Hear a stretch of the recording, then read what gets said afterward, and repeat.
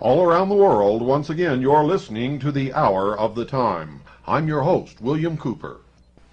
Now I want to read to you an article under My View in the commentary section of my favorite magazine.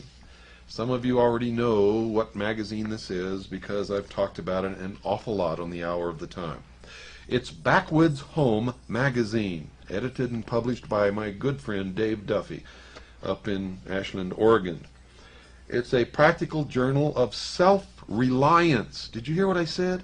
It's a practical journal of self-reliance. Self-reliance. It's called Backwoods Home Magazine. This just came in the mail. I just got this out of my mailbox yesterday. It's the September-October 1993 edition number 23. And I'm going to tell you how you can subscribe to this magazine. So write this down right now, folks.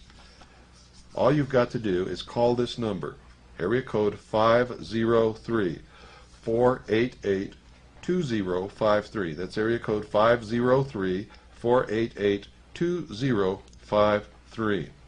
Now let me tell you some of the articles that are in this issue. Of course, there's notes from the publisher, letters, an editorial, which I'm going to read to you, called No Ideology, No Agenda. Recipes, book reviews. In this book review section, they're reviewing a book called Wild Game Cookbook, An American Game Cooking. Under Magazine Review, they review The American Spectator. Just for Kids, How Kids Can Grow a Backwoods Kitchen Garden. Laboratory Water Test Offer. You can get your water tested real cheap through Backwoods Home Magazine, much less than it would cost you to do it on your own, and you'll know exactly what you're drinking. There's an index of previous issues. They have some books for sale, a reader survey, subscription information, classified advertising.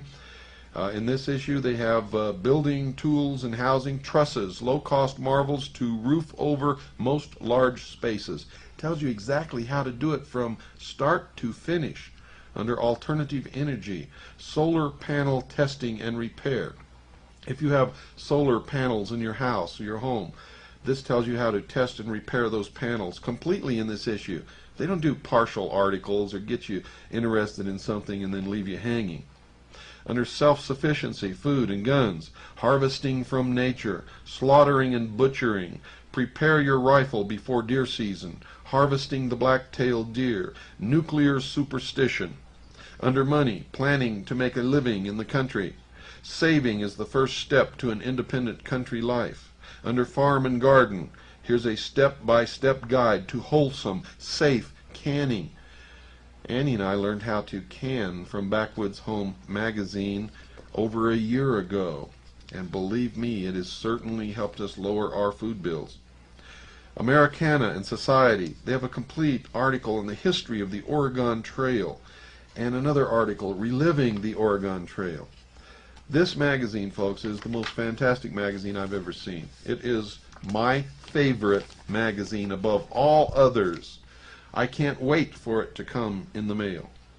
Call Dave Duffy and subscribe to this magazine now. It's area code 503-488-2053. 503-488-2053. I'll repeat it later in the program. And tell them that you heard about Backwoods Magazine on the Hour of the Time. This is not a commercial, by the way, ladies and gentlemen. Backwoods Home doesn't even know I'm doing this. Dave Duffy doesn't even know I'm doing this tonight. Okay? I'm doing this because I believe in this magazine. I believe it should be in every home in America. Every home in America. Area code 503-488-2053. Tell Dave Duffy you heard it on the hour of the time and ask him if you can still get the $2 off the subscription rate. In any case, whether you pay the full subscription or get the $2 off, it doesn't make any difference. This magazine is worth every single penny, folks. So all you got to do is call that number. They will start your subscription right away and they'll send you a bill. You don't even have to send the money first. That's the kind of person Dave Duffy is, and that's just one of the reasons why he's my good friend.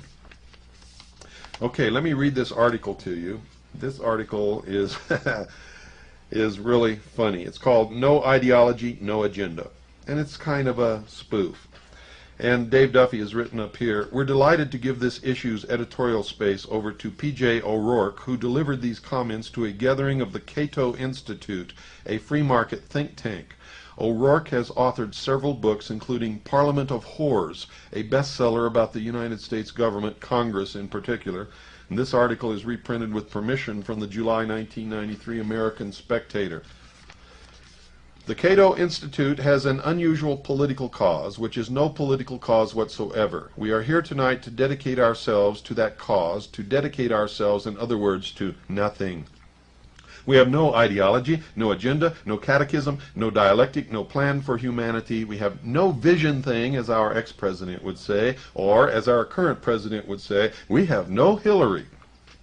All we have is the belief that people should do what people want to do, unless it causes harm to other people, and that had better be clear and provable harm. No nonsense about secondhand smoke or hurtful, insensitive language, please.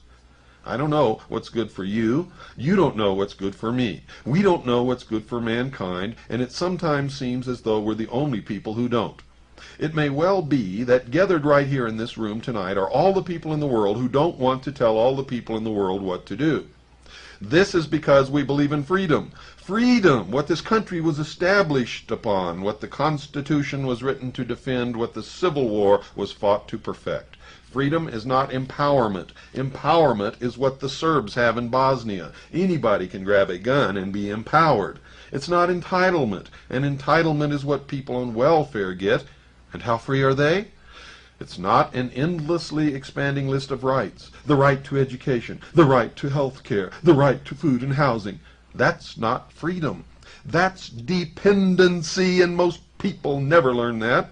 Those aren't rights. Those are the rations of slavery, hay and a barn for human cattle. There's only one basic human right. The right to do as you damn well please, and with it comes the only basic human duty, the duty to take the consequences. So, we are here tonight in a kind of antimatter protest, an unpolitical undemonstration by deeply uncommitted inactivists. We are part of a huge invisible picket line that circles the White House 24 hours a day. We are participants in an enormous non-march on Washington. Millions and millions of Americans not descending upon the nation's capital in order to demand nothing from the United States government. To demand nothing, that is, except the one thing which no government in history has been able to do, and that is leave us alone. Leave us alone. There are just two rules of governance in a free society. One, mind your own business, and two, keep your hands to yourself. Bill Clinton, keep your hands to yourself. Hillary, mind your own business. We have a group of incredibly silly people in the White House right now. People who think government works, or that government would work if you got some real bright young kids from Yale to run it. We're being governed by dorm room bull session. The Clinton administration is over there right now pulling an all-nighter in the West Wing. They think that if they can just stay up late enough, they can create a healthy economy and bring peace to former Yugoslavia. The Clinton administration is going to decrease government spending by increasing the amount of money we give to the government to spend. Makes sense, doesn't it? Healthcare is too expensive, so the Clinton administration is putting a high-powered corporate lawyer in charge of making it cheaper. Now, this is what I always do when I want to spend less money. Hire a lawyer from Yale. Now, if you think healthcare is expensive now, wait until you see what it costs when it's free. The Clinton administration is putting together a program so that college graduates can work to pay off their school tuition. As if this were some genius idea. It's called getting a job.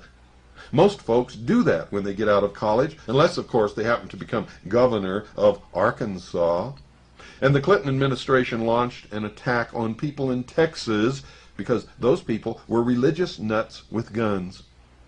Hell, this country was founded by religious nuts with guns. Who does Bill Clinton think stepped ashore on Plymouth Rock? Peace Corps volunteers? Or maybe the people in Texas were attacked because of child abuse. But if child abuse was the issue, why didn't Janet Reno tear gas Woody Allen? You know, if government were a product, selling it would be illegal. Government is a health hazard. Governments have killed many more people than cigarettes or unbuckled seatbelts ever have. Government contains impure ingredients, as anybody who's looked at Congress can tell you. On the basis of Bill Clinton's 1992 campaign promises, I think we can say government practices deceptive advertising. And the merest glance at the federal budget is enough to convict the government of perjury, extortion, and fraud. There, ladies and gentlemen, you have the Cato Institute's program in a nutshell. Government should be against the law. Term limits aren't enough. We need jail. Again, that was written by P.J. O'Rourke. Well, folks, I'm going to take you one step further in your education tonight. I am holding in my hands, dear listeners, an old, very old book, published in 1883 in Philadelphia by Collins and McDill. The name of this book is In the Coils, or The Coming Conflict. Again, this book was published in 1883 in Philadelphia by Collins and McDill. The title is In the Coils, or The Coming Conflict, by E.B.G. This is the second edition, which means there was an edition before this. And there's a quote here by Wendell Phillips, who says, "This is the next great question that the nation must take up and decide." And this book, ladies and gentlemen, is priceless, for it describes, was originally copyrighted in 1882, actually not copyrighted, but entered according to Act of Congress in the year 1882 by A.T. McDill in the office of the Librarian of Congress at Washington, D.C. So if you can't find this anywhere else, it is in the Library of Congress. This is about one man's battle with Freemasonry. And I'm going to read to you a letter which begins on page 237. This letter is written by Dr. Groves and sent to a Mr. Dover. Brandon, May 18th. My dear friend, I have delayed a reply to your note in order that I might be able to answer both your questions fully and with some degree of certainty. I am glad to be able to say that I am personally acquainted with your nephew and that I highly esteem him. I have consulted several influential men in our village, and we all agree in our opinion of Bates and his prospects in this precinct. So I can answer both of your questions together and use the plural we and our instead of showing you mine opinion alone. We believe Bates to be the best candidate in the field as yet, and it is possible that he will have our hearty support. We are not altogether satisfied with any of our candidates, but we do not expect to find one that will suit us in every particular. We may consistently support a person and yet have some objection to him. So in regard to Bates, we have one serious objection to him, but whether that will be in our way of supporting him depends upon circumstances. I suppose you want a plain statement of the whole matter rather than any uncertain and flattering promises, and I will not be kept back by fear of offending you or by a desire for office or popularity from stating clearly our objection to Bates and the circumstances in which he may probably expect our support. We do not object to his abilities, moral character, republicanism, relatives, or general fitness for the place. We appreciate him for all these. Our only objection to him is that by certain and numerous oaths which he considers binding, we do not, however, He has pledged his support to a monopoly which is more powerful and dangerous than those which he professes to oppose, and has sworn his allegiance to a government which claims supremacy over all other authority, whether of church or state. In a word, as we are informed, Mr. Bates is a Freemason. Now we know that everyone who enters the lodge swears, quote, to support the Constitution of the Grand Lodge of the state and to conform to the laws of any lodge of which he shall be a member, and also to obey all regular signs, summons, or tokens from any Mason or body of Masons. Now, whatever he may be told before taking this oath, after he does so, he is taught that the authority of the lodge is absolute, the covenant is irrevocable, and its obligations are supreme. In General Ahman Rizan, or the Freemason's Guide, we read, quote, the candidate entering the lodge is on the point of binding himself voluntarily, absolutely, and without reservation forever. Webb's Monitor says, the covenant is irrevocable. Even though a Mason may be suspended or expelled, though he may withdraw from the lodge, journey into countries where Masons cannot be found, or become a subject of despotic governments that persecute, a communicant of bigoted churches that denounce Masonry, he cannot cast off or nullify his Masonic covenant. No law of the land can affect it, no anathema of the church can weaken it, it is irrevocable, unquote. Again, this same Masonic author says, quote, the first duty of the reader of this synopsis is to obey the edicts of his Grand Lodge. Right or wrong, his very existence as a Mason hangs upon obedience to the power immediately set above him. Failure in this must infallibly bring down expulsion, which as a Masonic death ends all. The one unpardonable crime in a Mason is contumacy or disobedience, unquote.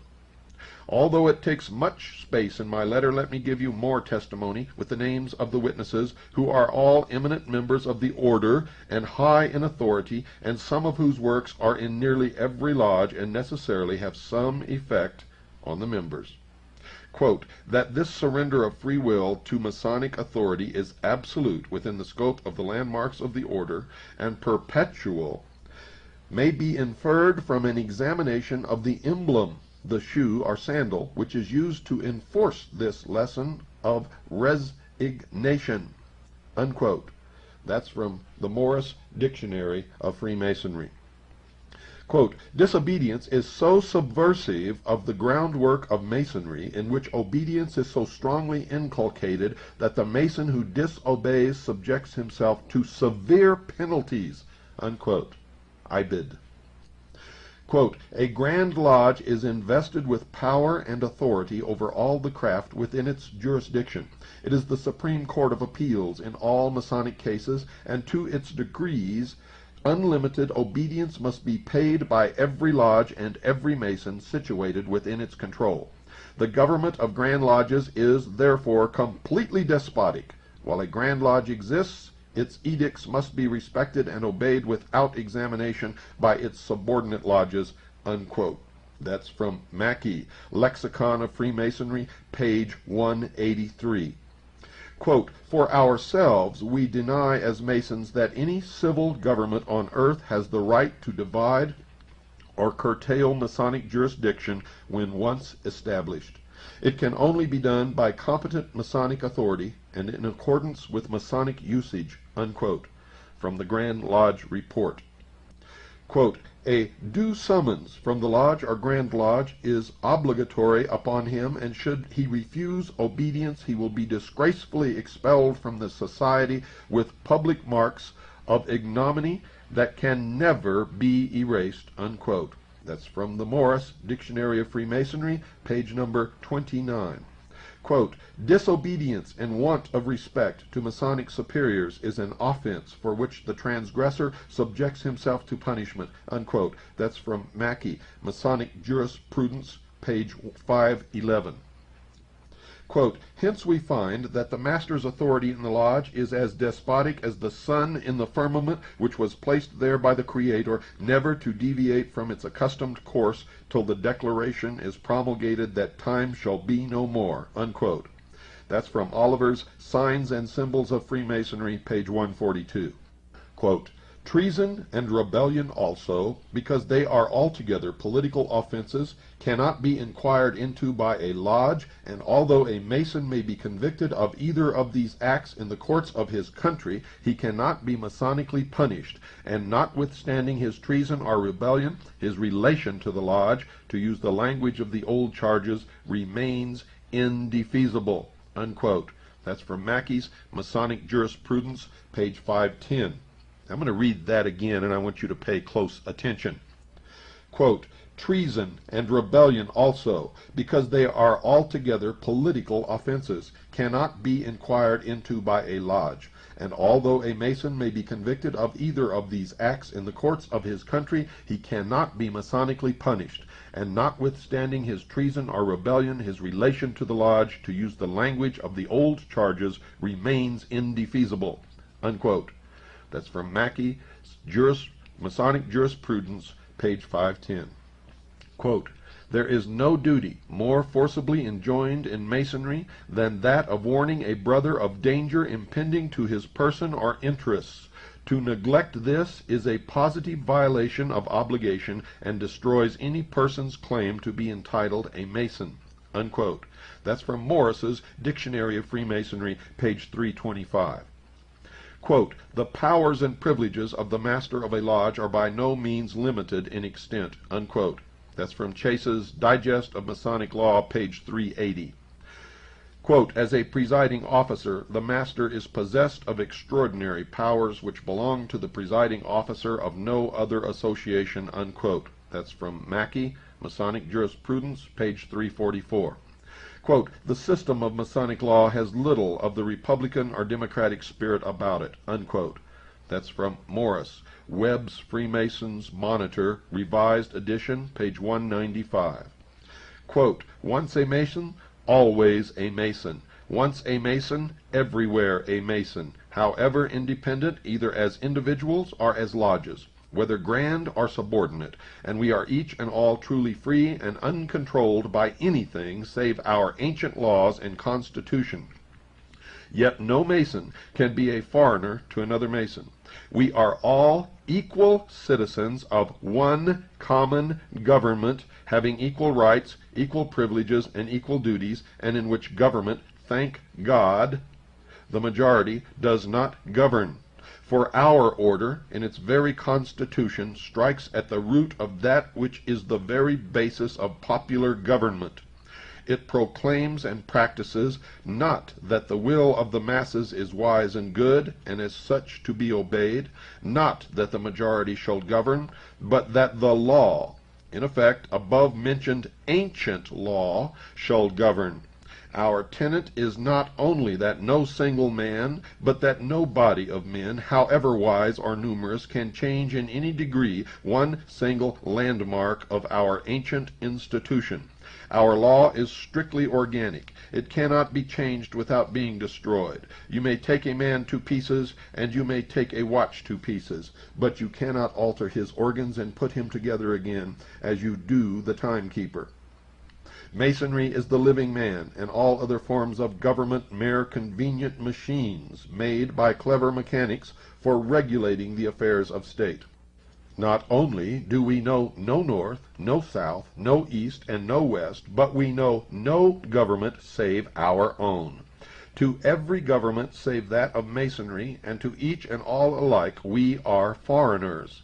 And this form of government is neither pontifical, autocratic, monarchical, republican, democratic, nor despotic. It is a government per se, and that government is Masonic. We have nothing to do with forms of government, forms of religion, or forms of social life. We are a nation of men only bound to each other by Masonic ties as citizens of the world, and that world the world of Masonry, brethren to each other all the world over, foreigners to all the world beside. The above is a Masonic address in a nutshell. It is the compressed essence of Masonic life. Unquote. It's taken from the Missouri Grand Lodge report for 1867. What a remarkable array of Masonic testimony, and yet the half has not been told. I might go on almost indefinitely showing its foul, treasonable, and anti-republican nature, as legibly portrayed under these extracts from standard Masonic publications.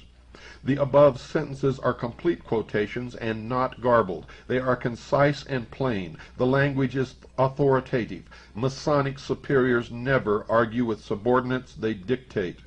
No wonder a most prominent member admits the following, quote, "There is no charge more frequently made against Freemasonry than that of its tendency to revolution and conspiracy and to political organizations which may affect the peace of society or interfere with the rights of government," unquote.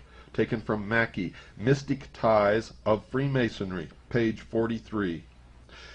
Remember, my friend Dover, that I am not speaking of your nephew's personal views of the supremacy of the Lodge, nor saying what he would do if he should find that some of the laws, summonses, or orders of the Lodge should conflict with his duties to the government, but merely showing you what the Lodge, according to its standard authors, claims, and what every Mason has sworn to perform.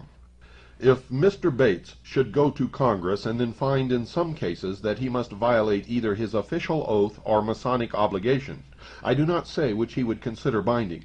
But I do say, for I know that the Lodge by its writers, its lecturers, and its decrees declares that its obligations are supreme, its authority above all civil authority, and obedience to his superiors the first duty of every Mason. If eminent members know and tell the truth about their own order, if Grand Lodge reports can be believed, there can be no doubt on this point. Please read again carefully what these have said. Yes, dared to print, and you will see our objection to sending Bates to Congress, or electing him or any Mason to any office until he renounces his allegiances to the Lodge. Do you think that we demand too much?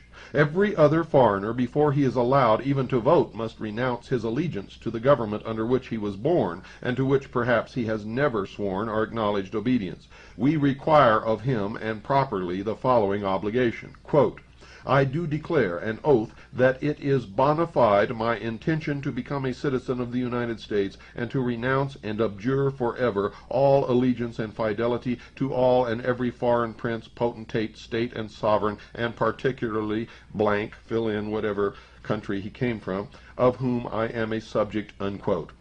Is it then right for free citizens of this country to vote into any office a person who has sworn and still lives under and acknowledges allegiance to another, a monarchical and a despotic government?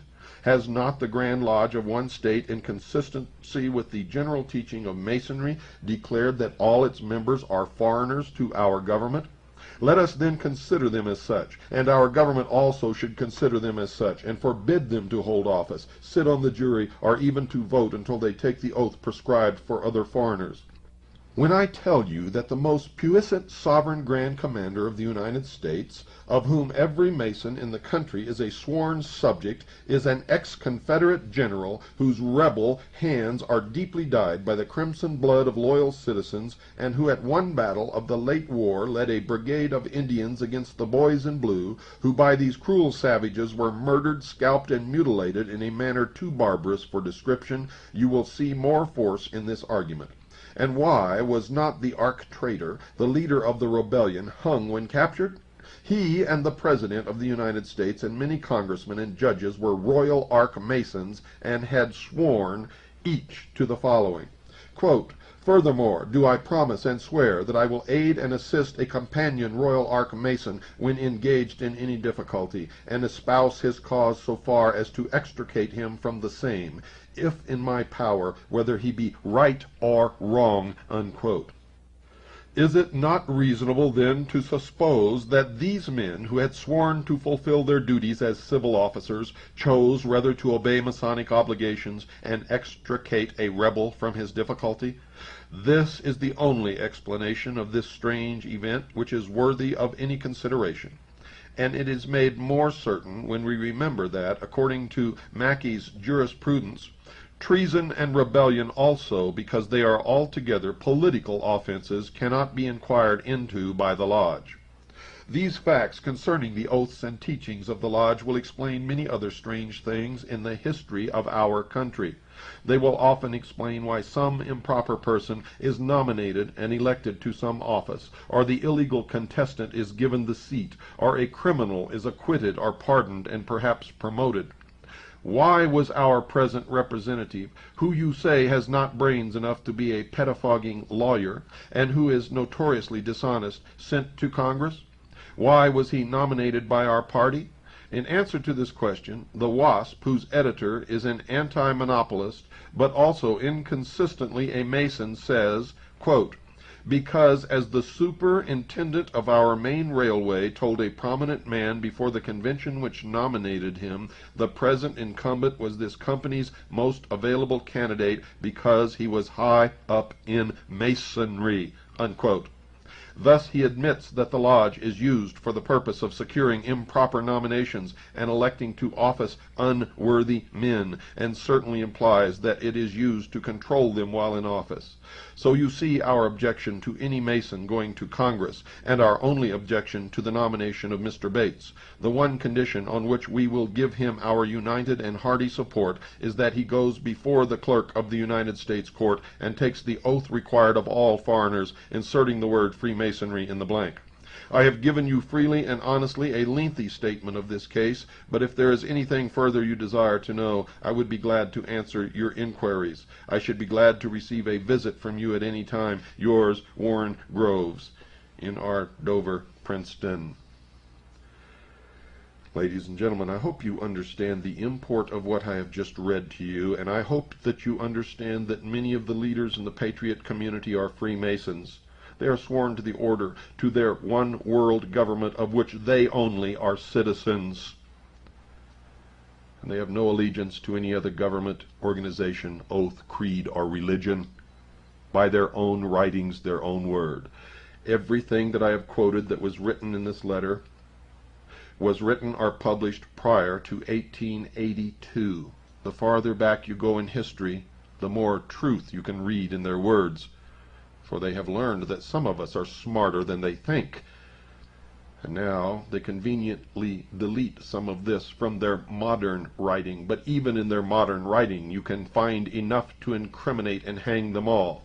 The Confederate general discussed in this letter by Dr. Groves is none other than Albert Pike. And to show you that they are everywhere controlling everything and that you are being brainwashed, when is the last time that you really listened to Star Trek? When is the last time you really listened to the message of Star Trek? When is the last time you understood that the people portrayed in Star Trek owned no private property?